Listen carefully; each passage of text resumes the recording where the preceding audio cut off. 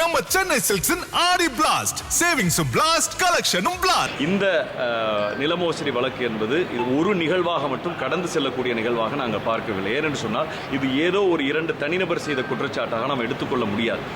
நிச்சயமாக ஒரு மிகப்பெரிய உயர்மட்ட அழுத்தம் இல்லாமல் இந்த பத்திரப்பதிவு நடைபெற்றிருக்கிற வாய்ப்பில்லை. ஏனென்று சொன்னால் உச்சநீதிமன்றமும் உயர்நீதிமன்றமும் இந்த மடத்துக்குட்பட்ட நிலத்துக்கான ஃபிட் பர்சன் தக்கார் ஈஓ செயல் அலுவலர் அல்லது ஜேசி என்பதை 2002 சுப்ரீம் கோர்ட் உறுதி செய்திருக்கிறது. மேலும் இந்த செப்டம்பர் மாதம் 2025 இப்பொழுது இருந்த ஜாயின்ட் கமிஷனர் அவர்கள் இந்த நிலத்தை தன்னுடைய பொசிஷனில் கோர்ட்டினுடைய கைட்லைன்ஸ் படி அதை எடுத்திருக்கார். அப்போ முழுமையாக இது அரசனுடைய நிலமாக இருக்கிறது. இன்றைக்கு ஒரு தனிநபர் கோர்ட்டுக்கு போயிருக்கார். கோர்ட்டுக்கு போனவர் தக்கார தரப்பாக சேர்க்கலை. இதுதான் மெயின் விஷயம். அப்போ உச்சநீதிமன்றத்தையும் உயர்நீதிமன்றத்தையும் இந்த நிலத்தை அனுபவித்து வந்த அந்த முருகதாஸ் என்பவராக இருக்கட்டும் சரி, வெள்ளத்துறை சேதுபதி வாங்கியவர், இவர்கள் இருவருமே வழக்காடப்பட்டதுக்கு செல்கின்ற பொழுது தக்கார சேர்த்திருக்கணும் உச்சநீதிமன்ற உத்தரவுப்படி.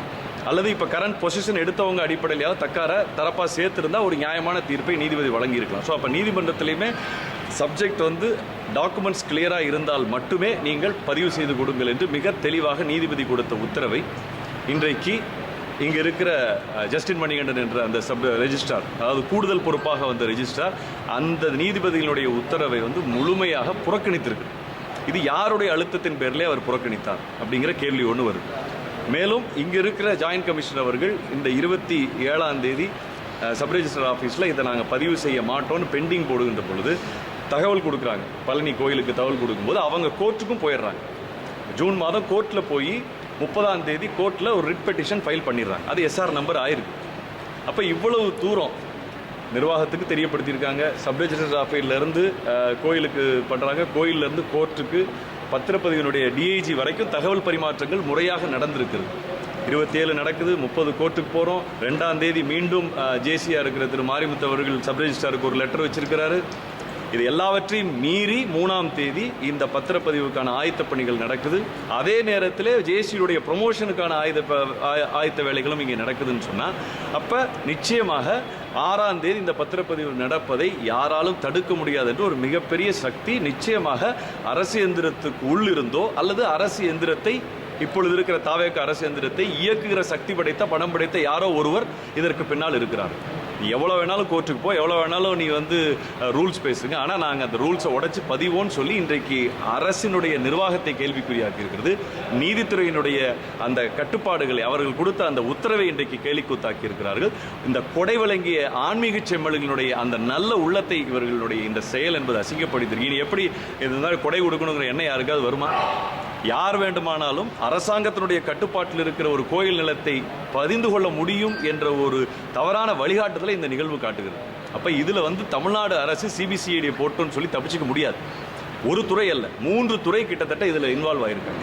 இந்த நிலைத்துறை இன்வால்வ் ஆகிறாங்க, பத்திரப்பதிவுத்துறை, வருவாய்த்துறைன்னு சொல்லி 3 துறை இதில் இன்வால்வ் ஆகிருக்காங்க. பதில் கொடுத்த 2 அமைச்சர்கள் அவங்களே முரண்பட்டு பேசுகிறாங்க. இவர் தெரியாமல் செஞ்சுட்டேன்னு சொல்கிறாரு, அவர் செஞ்சது தப்புன்னு சொல்கிறாரு பத்திரப்பதிவுத்துறை அமைச்சர்கள். அப்போ எதற்காக நீங்கள் முந்திக் கொண்டு அவர்களுக்கு வக்காலத்தை வாங்குறீங்க? இது உரிய விசாரணை நடந்ததுக்கு பிறகு நான் பேசுகிறேன்னு அமைச்சர் சொல்லியிருந்தாருன்னா நம்பக்கூடிய வகையில் இருந்திருக்கும். அப்போ அவர்கள் முன்கூட்டியே ஆஜராகிற பொழுதே ஒரு சந்தேகம் எழுகிறது. எல்லாருமே லீவில் ஒரே நாளில் போகிறாங்க. அந்த பத்திரப்பதிவு நடைபெறுகிற ஒரு வாரத்திற்கு முன்பாக திரு பழனிசாமி என்பவர் நம்பர் 1 இருக்க அவர் லீவில் போகிறாரு. அடுத்து அந்த பொறுப்புக்கு வந்த பாலச்சந்தர் அவர் லீவில் போகிறாரு. சம்மந்தமே இல்லாமல் அட்மினில் இருக்கிற சிட் ஃபண்ட்ஸ் பதிகிறதுக்காக இருக்கிற ஒருத்தர் கூடுதல் பொறுப்பாக போட்டு ஒரு கூடுதல் பொறுப்புக்கு வந்தவர் இவ்வளோ ரிஸ்கான ஒரு பதிவை, அப்ஜெக்ஷன் செய்யப்பட்ட பதிவை அவர் செய்கிறார் என்று சொன்னால் இது யாருடைய அழுத்தம்? முழுக்க கோயில் நிர்வாகம் அப்ஜெக்ஷன் சொல்லியாச்சு. கோர்ட்டு ஒரு வாரத்தில் பதிங்கன்னு சொல்லியிருக்காங்க. 3வது மாதத்தில் 10/4/2026 ஆர்டர் ஒரு வாரத்தில் பதியணுங்கிறாங்க. ஏன் இப்பொழுது வேகமாக பதிந்த இந்த நபர்கள் ஏன் அப்பொழுது போய் ரெஜிஸ்ட்ரார் மேலே கண்டெம்ட் ஆஃப் கோர்ட்டுக்கு போகல? எங்கள் நிலத்தை பதிஞ்சு கொடுங்கன்னு தைரியமாக நியாயமானவங்கன்னா போயிருக்கணும் இல்லையா? கண்டெம்ட் ஆஃப் கோர்ட்டு போகல. 2வது கோயில் நிர்வாகமும் இதை கண்காணித்து கொண்டிருக்கிறவர்கள், இதை பொசஷன் எடுத்தவங்க. 2025 9வது மாதமே பொசஷன் எடுத்த ஜேசி அவர்கள் இப்படி ஒரு கோர்ட்டு கேஸில் போயிருக்குங்கிற செய்தி தெரியாமல் இருக்குமா? அப்போ இங்கே எல்லாமே ஒரு சுற்றி வளைச்சு பார்க்கும்போது யாரோ ஒருடைய நிர்பந்தத்துக்காக பலர் ஊமையாகி இருக்கிறார்கள். இதை அனைத்து இந்திய அண்ணா திராவிட முன்னேற்ற கழகம் வந்து நிச்சயமாக இதை கேள்வி எழுப்பும், கண்டனம் எழுப்பும். ஏன் நீங்க எழுப்புறீங்கன்னு நீங்க கேட்டீங்கன்னா, இந்த தமிழகத்துக்கு அறநிலைத்துறையை தந்த எம்ஜிஆருடைய கட்சிக்காரங்கிற பேர்ல நாங்க கேள்வி கேட்போம். இந்த அறநிலைத்துறை மூலமாக அனைத்து கோயில்களையும் அன்னதானம் போட்ட புரட்சி தலைவர் அம்மாவுடைய கட்சிக்காரங்க பேர்ல நாங்க கேள்வி கேட்போம். இதே பழனி முருகனுக்கு தைப்பூசத்துக்கு விடுமுறை கொடுத்த முதலமைச்சராக இருந்த அண்ணன் எடப்பாடியாருடைய கட்சிக்காரங்க சார்பில் அவருடைய சார்பாக இந்த கேள்வி அதிமுக கண்டனத்தோடு இங்கே வைக்கிறது. நிச்சயமாக இந்த போராட்டம் முதன்மையாக இங்கே பழனியிலே தொடங்குகிறது. இதிலே சரியான நீதியும் கிடைக்கவில்லை என்று சொன்னால், சிபிஐ விசாரணைக்கு தாவேக அரசு உத்தரவிடவில்லை என்று சொன்னால், தமிழ்நாடு முழுக்க அண்ணன் எடப்பாடியாருடைய ஆணையேற்று ஆன்மீக பக்தர்களோடு சேர்ந்து அனைத்து தரப்பு மக்களோடு சேர்ந்து அதிமுக கடுமையான போராட்டத்தை முன்னெடுக்கும் என்பதை இந்த நேரத்தில் நான் உங்களுக்கு தெரிவித்துக் கொள்கிறோம். வருகிற 25ஆம் தேதி அண்ணன் எடப்பாடியார் அவர்களுடைய ஆணைக்கிணங்க இன்றைக்கு திண்டுக்கல் மேற்கு மாவட்ட கழகத்தினுடைய சார்பாக எங்களுடைய கழக பொருளாளர் திண்டுக்கல் சீனிவாசன் அவர்களும் கலந்து கொள்கிறார். இங்கே இருக்கிற சட்டமன்ற உறுப்பினர் ரவி மனோகரன், முன்னாள் சட்டமன்ற உறுப்பினர் அண்ணன் வேணுகோபால் அவர்கள், எம்பி குமாரசாமி அவர்கள் போன்று இங்கே இருக்கிற நகர செயலாளர், ஒன்றிய செயலாளர் அத்தனை பேரும் இந்த நிகழ்வில் கலந்து கொள்ள இருக்கிறார்கள். எங்களுடைய கழகத்தினர் மட்டுமல்லாது அனைத்து தரப்பினருக்கும் நாங்கள் அழைப்பு கொடுத்துருக்கோம். சிபிஐ விசாரணை கேட்குறீங்க, ஆனால் இப்போ அரசு செவி சாய்க்கிற மாதிரி இல்லை, நீதிமன்றத்தில் நாடுறதுக்கு வாய்ப்பு இருக்கா? இல்லை, நிச்சயமாக கழக பொதுச் செயலாளர் ஒரு குறிப்பிட்ட கால அவகாசம் கொடுப்பாங்க. இந்த ஆர்ப்பாட்டங்கள் எல்லாமே அடையாளம் தான். தாவேக அரசுங்கிறது இப்போ எப்படி செயல்பட்டு கொண்டிருக்குன்னா, லகான் கையில் இருக்குது. ஆனால் எப்படி கட்டுப்படுத்துறது, குதிரை எப்படி வேகமாக ஓட்டி இலக்கை அடைய வைக்கிறதுன்னு தெரியல. அனுபவம் இல்லாத புதியவர்களுக்கு இன்றைக்கு வாய்ப்பு வந்திருக்கு, வரவேற்கிறோம். ஆனால் அவர்கள் கவனத்தோடும் கண்ணியத்தோடும் நடந்து கொள்ளணும். யார் சொன்னாலும் எடுப்பார் கைப்பிள்ளையாக இன்றைய அமைச்சர்களும் இன்றைய அரசு நிர்வாகம் இருக்கிறது என்பதை தான் இந்த நிகழ்வு சுட்டி காட்டுது. நீங்கள் யோசிச்சு பாருங்க, இந்த மாதிரி யங்ஸ்டர்ஸ் இவ்வளோ ஈஸியாக ஒரு நிர்வாகத்தில் ஏமாற்றி இந்த வேலையை பண்ண முடியும். நாளைக்கு தமிழ்நாடு முழுக்க எத்தனாயிரம் கோடி மதிப்பில் உள்ள கோயில் நிலங்கள் இருக்குது. அந்த நிலத்தையெல்லாம் யார் பாதுகாக்கிறது? நமக்கு யார் பாதுகாப்பு?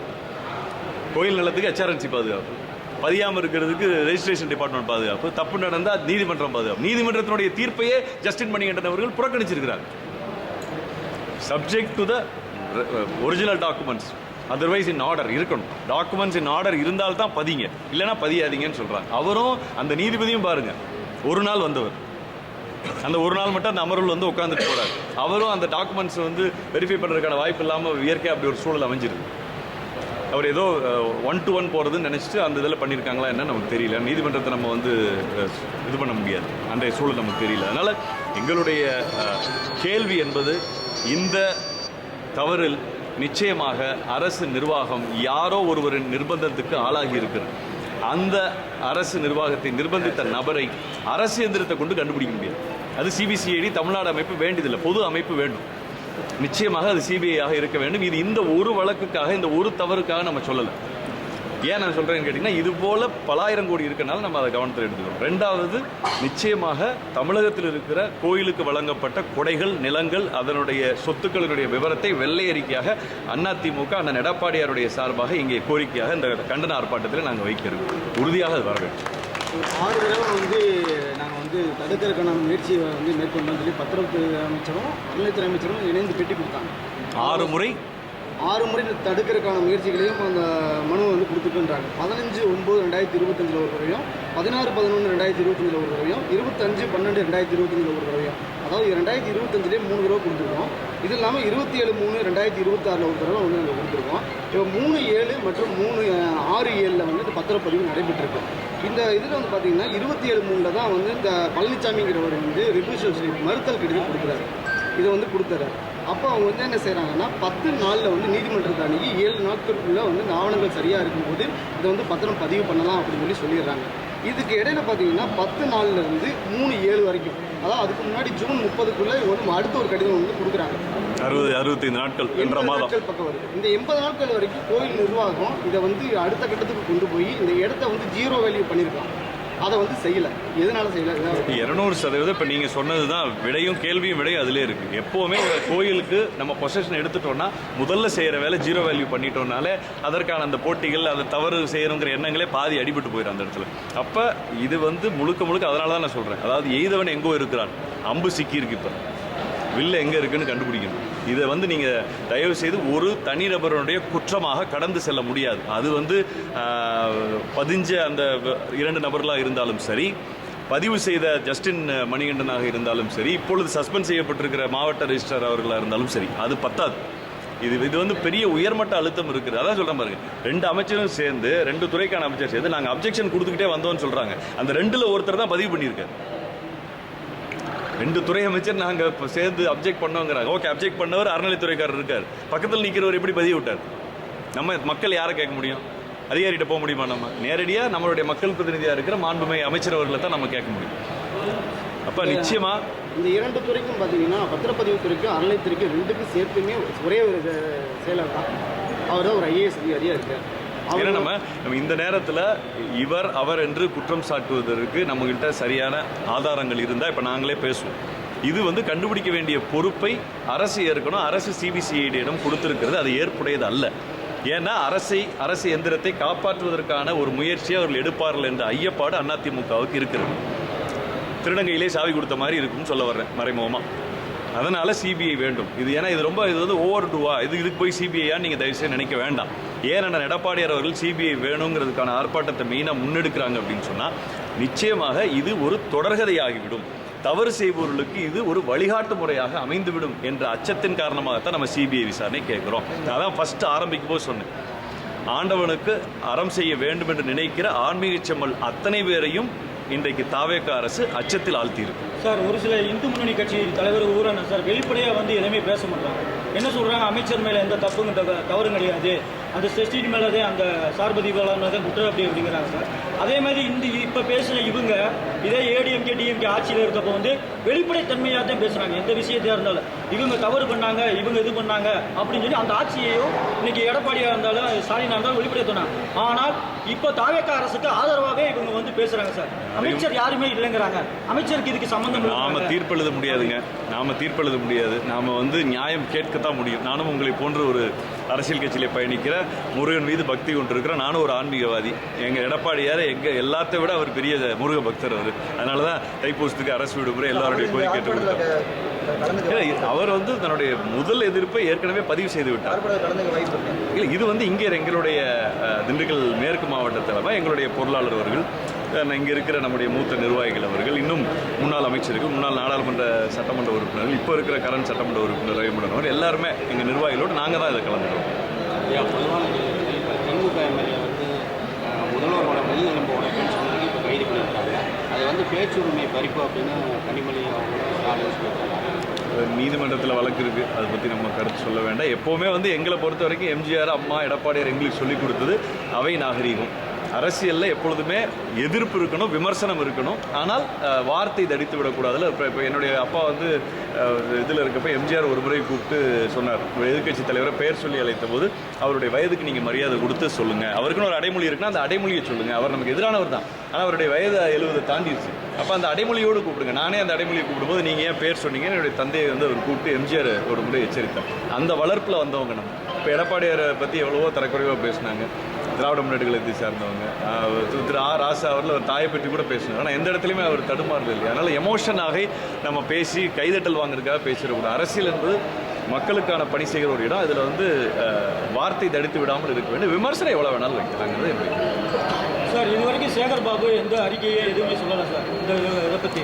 அதில் எதுவும் இல்லை, இது விசாரணைன்னு வரும்போது அவர்கள் ஆட்சி காலத்தில் இது தொடங்கி இருக்கிறது என்ற காரணத்தினால சிபிஐ விசாரணை வரும்போது எல்லாம் எந்த யாராக இருந்தாலும் அதற்கு பதில் சொல்ல வேண்டும். நிச்சயமாக அப்பொழுது எல்லோருமே வாய் திறக்க வேண்டிய சூழல் வரும். சார், இப்போ நடக்கிற ஆர்ப்பாட்டத்தில் பழைய சட்டமன்ற உறுப்பினர் கலந்து கொள்வார். 100% அவர் கலந்துக்கிறார். எல்லோருமே நாங்கள் அத்தனை பேருமே கலந்துக்கிறோம். எங்களுடைய விதை பொறுத்த வரைக்கும் எடப்பாடியார் சிறப்பாக இதை நடத்துகிறோம். நம்ம சென்னை சில்க்ஸின் ஆடி பிளாஸ்ட், சேவிங்ஸும் பிளாஸ்ட், கலெக்ஷனும் பிளாஸ்ட்.